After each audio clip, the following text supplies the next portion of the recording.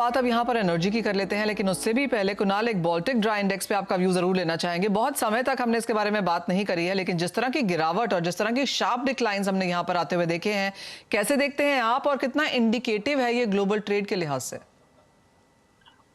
Ji, it's a very good topic you brought in right now. Last 3 दिन 4 दिन से without any volume जो हम चेन देख रहे हैं बाल्टिक इंडेक्स में, मैं उसको बहुत क्लोजली मॉनिटर करता हूँ।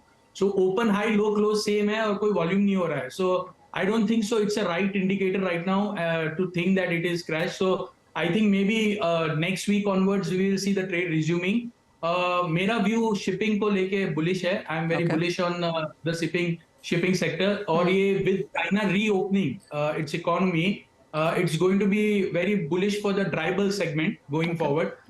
जो टैंकर सेगमेंट है, अगर रशिया और यूक्रेन के बीच में है, कल हमने देखा पुतिन साहब ने कहा 2-3 दिन के लिए सीज फायर, ऐसा कोई अगर मूव आता है रशिया की ओर से, सो जो पूरी शिपिंग की तेजी है, इसका जो रूट कॉस्ट था that is because of Russia और यूक्रेन का जियोपॉलिटिकल कंसर्न। और उसके बाद हमने देखा है कि पूरे जो रूट से शिपिंग के वो चेंज हो गया है। सो अगर ये सीज फायर होता है तो टैंकर इंडेक्स, डर्टी टैंकर और क्लीन टैंकर, ये दोनों में आपको एक करेक्शन देखने मिलेगा।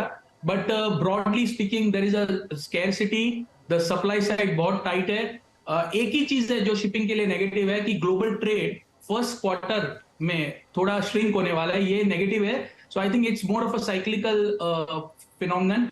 स्ट्रक्चरल शिपिंग सेक्टर तेजी में है, थोड़ा बहुत करेक्शन आ सकता है, बट मुझे नहीं लग रहा है कि कोई शिपिंग सेक्टर में कोई प्रॉब्लम होने वाला है आगे जाके। Okay Navneet, taking a leaf out of Kunal ने जो कहा कि शिपिंग सेक्टर यहाँ पर तेजी में रह सकता है, उसका कितना फायदा या उसका फायदा आप क्रूड ऑयल प्राइसेस में आगे जाके आता हुआ देखते हैं? अगर बाल्टिक ड्राई इंडेक्स की बात हो रही तो हमने उसको करीब करीब $1000 से $6000 तक जाते हुए देखा, और 6000 से क्रैश होते हुए फिर से $1500 की रेंज में देख रहे हैं। और जैसे कुणाल ने बताया, थिन वॉल्यूम्स के साथ लिक्विडिटी नहीं है और उसके बावजूद हम प्राइस में करेक्शन देख रहे हैं, तो that's not much to read about. But रहा सवाल क्रूड ऑयल का, तो हमने लास्ट कुछ दिनों में क्रूड ऑयल को एक ब्रॉड रेंज में ट्रेड होते हुए देखा। $70 और $77 ये रेंज में WTI ट्रेड हो रहा है। ब्रेंट में करीब $80 $82 के रेंज में ट्रेडिंग हो रही है। मेरा मानना यह है कि काफी सारे positive factors already built in हो गए हैं प्राइसेस के अंदर, और यहाँ पर नेगेटिव कैटलिस्ट भी कुछ खास नहीं है। इस चाइना की तरफ से जो रीओपनिंग की बात हो रही है तो पूरी तरह सक्सेसफुल होती है और ओपेक अपना प्रोडक्शन कट मेंटेन करता है, और 4 फरवरी के बाद जो मीटिंग है उसमें भी जो स्टांस है वो अकोमोडेटिव रहता है अगर ओपेक की तरफ से, तो मेरे हिसाब से एक नीजर रिएक्शन या करेक्शन के बाद में फिर से एक न्यू पॉजिटिव मोमेंटम हमको क्रूड ऑयल प्राइस में देखने मिल सकता है। तो ऑन द लोअर साइड $75 के आसपास या $72 के आसपास आपको ब्रेंट देखने मिल सकता है, बट लार्जली अपवर्ड ट्रेजेक्टरी $95 के ऊपर हो सकती है आने वाले कुछ महीनों में। ऑलराइट, तो 75 to 95 क्रूड ऑयल यहाँ पर रह सकता है। अजय, एक और बात जो अब एक न्यू मैप हम बनता हुआ देख रहे हैं कि जहां तक सप्लाई की बात है वो तो रशिया, यूएस और ओपेक को हम फॉलो करते हैं, लेकिन जैसे ही डिमांड की बात आती है हम चाइना को यहाँ पर फॉलो करते हैं। कैसे देखते हैं आप इन दोनों को और क्या एक बैलेंस बनता हुआ दिखेगा? देखिए, हिस्टोरिकली भी देखें तो China one of the biggest consumer है सभी कमोडिटी, और जिस तरह से पिछले 6-8 महीने से अंडर हम बोल सकते हैं कि यूटिलाइजेशन रहा है, और गवर्नमेंट भी जिस तरह से रेट्स के अंदर या स्टिमुलस दे रही है, तो कहीं ना कहीं एक होप है चाइना एक तरह का लीडर रहता है, तो इसलिए लोग डिमांड के लिए चाइना की तरफ देखते हैं। और सेकेंडली ग्लोबल मार्केट में जो रिसेशन फियर है, तो आई थिंक लीडर जो रहेगा 23 का वो पहले चाइना रहेगा, एंड उसके बाद फिर वेस्टर्न कंट्री से डिमांड निकलेगी। बट वहीं दूसरी ओर यूएस पे भी नजर रखना चाहिए, बिकॉज ऑलरेडी हमने देखा यूएस से जो स्टेटमेंट आया 2023 के अंदर, they will be acting as a net exporter.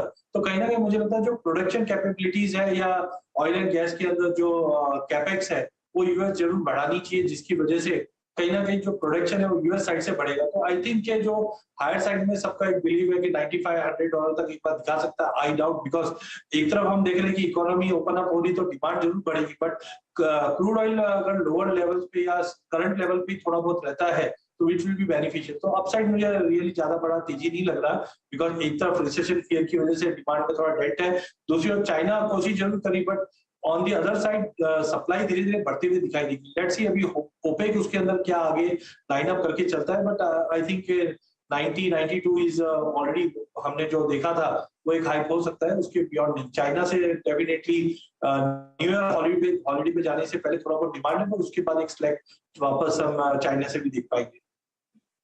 Right. Gas की भी यहाँ पर बात कर लेते हैं क्योंकि पहला हफ्ता यहाँ पर काफी चौंकाने वाला रहा है। जिस तरह से 10% की गिरावट, 5% की तेजी, फिर 10% की गिरावट, पिछले 3 दिन इस तरह से यहाँ पर काम किया है।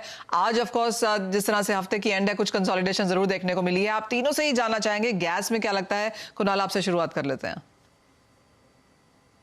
जी, गैस में फंडामेंटल्स अगर आप देखिए तो एक तो विंटर कम हुआ है, यूएस से एक्सपोर्ट नहीं हो रहा है gas because of the pipeline issue. So एक कमजोर विंटर, और दूसरा कहीं ना कहीं मुझे ऐसा लग रहा है जो हिसाब से कल भी पुतिन साहब का स्टेटमेंट है, कहीं ना कहीं ये रशिया और यूक्रेन का अगर सीज फायर होता है, सो अगर आप यूरोपियन गैस भी देखेंगे तो यूरोपियन गैस भी ऑलमोस्ट ऊपरी स्तरों से है, तकरीबन 600 वाला 150 वहां पे भी हो गया है। सो बहुत ही बड़ा मंदी का एक दौर चालू हो गया है गैस में।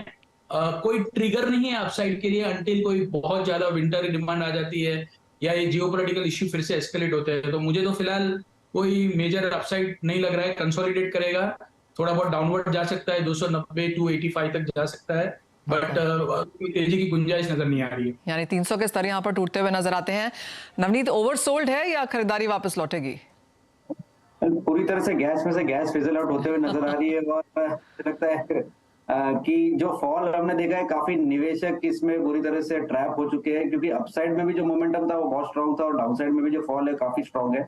बट रहा सवाल ट्रेडिंग पर्सपेक्टिव का, तो ये बेसिकली एक लॉन्ग शॉट होगा अगर फंडामेंटल पे इसको जज करेंगे। फिलहाल हम टेक्निकल पैरामीटर्स पे देखें तो 280 290 के बीच में काफी स्ट्रांगली ओवरसोल्ड जोन में आ जाएगा और वहां पर एक रिवर्सल या पॉसिबली टेक्निकल सपोर्ट्स रहेंगे जहां पे एक बाइंग इमर्ज होगी और 50 से 60 रुपए का आपको वहां से बाउंस बैक देखने मिल सकता है, जो प्राइस को फिर से 350 रुपए के आसपास ले जा सकता है। फिलहाल मैं शॉर्ट टर्म ट्रेंड ही मेंटेन करना चाहूंगा। मीडियम टर्म की अवधि में क्या होगा वो कहना थोड़ा सा डिफिकल्ट है, fundamentals might change very soon. तो दिस इज द कॉल 280 से लेके 350 ये रेंज में आपको गैस कुछ दिनों में ट्रेड करता हुआ दिखेगा। ऑलराइट, अजय आप कैसे देखते हैं? मुझे लगता है नेचुरल गैस में 2023 काफी पॉजिटिव रहना चाहिए। कंसीडरेशन से अपने कोल के प्राइसेस और क्रूड के प्राइसेस भी अगर करंट लेवल से थोड़ा सा अगर 80-85 का भी हाई पकड़ते तो उससे कंपैरेटिव में गैस काफी चीप रहेगी। सेकेंडली, जो जियोपॉलिटिकल टेंशन हमने यूरोप में और रशिया के बीच में देखा, तो आई थिंक अगर ये रिजॉल्व भी हो जाता है तो जो डिपेंडेंसी यूरोप ने रशिया के ऊपर दिखाई है वो गलती वापस नहीं करेगी, तो कहीं ना कहीं दूसरे सोर्स को जरूर एक्सप्लोर करने की कोशिश करेगी। तो यूएस के पास भी जो गैस का एक्सपोर्ट है वो उतनी कैपेबिलिटी है कि खुद के प्रोडक्शन, खुद का कंजम्पशन और यूरोप को भी पूरा दे पाए, तो कहीं ना कहीं शॉर्टेजेस कंटिन्यू रहेगी। तो आई थिंक ये 20-22 जनवरी तक मार्केट थोड़ा स्लगिश और नेगेटिव रह सकता है, बट जैसे हम फरवरी मार्च में एंटर करेंगे, बिकॉज इस बार हमारी इन्वेंट्री, अगर यूरोप की इन्वेंट्री बात करें तो वो डेफिनेटली 5 साल के एवरेज के ऊपर है। That is why we have seen this correction. But 23-24 की अगर बात करते हैं तो डेफिनेटली एक शॉर्टेजेस का कंसर्न जरूर रहेगा। तो I think mid of year तक की बात करें तो काफी अच्छी रैली आ जाएगी, बट इमीडिएट की अगर बात करें तो प्राइसेस के अंदर मुझे लगता है 290 एक अच्छा खासा सपोर्ट रहेगा। ऊपर में 370-360 का जोन हम लोग देख पाएंगे मैक्सिमम। बट अब मार्केट में बड़ी गिरावट यहाँ से नहीं दिखाई दे रही है, मार्केट सपोर्ट लेता हुआ दिखाई देगा अगले हफ्ते से। ऑलराइट, सपोर्ट जरूर लेगा, लेकिन एक बार 300 का स्तर यहाँ पर टूट सकता है नीचे में, तो उस पर आपको नजर रखनी होगी। करंट लेवल्स भी शायद खरीदारी के लिए यहाँ पर बेहतरीन नहीं है। लेकिन आप सभी का बहुत शुक्रिया अजय, नवनीत, कुणाल साथ जुड़ने के लिए और बहुत इत्मीनान से सभी कमोडिटीज पर राय भी देने के लिए। इसी के साथ इस कार्यक्रम में फिलहाल इतना ही। नमस्कार।